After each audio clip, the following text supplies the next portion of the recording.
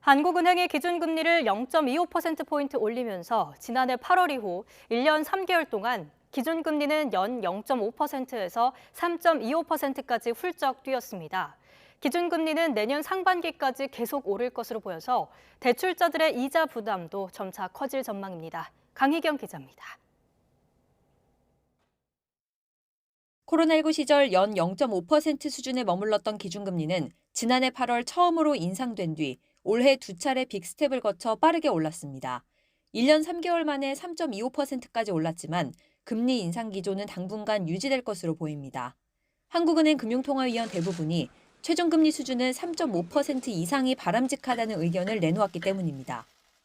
구체적으로 3.5%가 바람직하다는 사람이 3명으로 가장 많았고 3.75%까지 올라갈 가능성을 열어두자는 의견도 2명이었습니다. 3.25%도 괜찮다는 의견은 1명에 불과했습니다. 외환시장이 상당히 변동성이 큰 상황이기 때문에 대외 요인에 더 많은 중점을 두고 최종금리를 저희 고려했다면 이번에는 금융안정 상황을 어떻게 고려해야 되는지. 최종금리까지 도달한 뒤에도 금리가 언제 다시 하락할지는 미지수입니다. 이창용 총재도 지금 금리 인하를 논의하는 건 시기상조라고 강조했습니다. 다만 최종금리에 도달하는 시점 자체는 내년 상반기가 유력하다는 분석이 많습니다.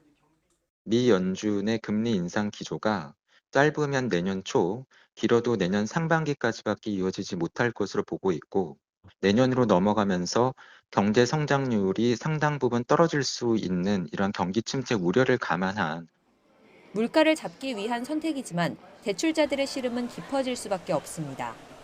기준금리가 오르면 은행의 수신금리 등 자금 조달 비용이 올라가 대출금리도 높아지기 때문입니다.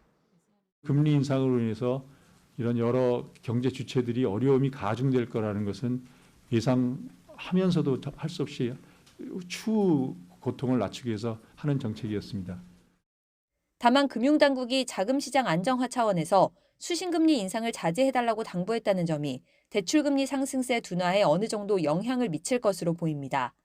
금감원이 자금 쏠림 감독을 강화하겠다고 재차 압박에 나선 가운데 은행권은 내부 검토를 거쳐 수신금리 인상 여부를 신중히 결정할 방침이라고 설명했습니다. YTN 강희경입니다.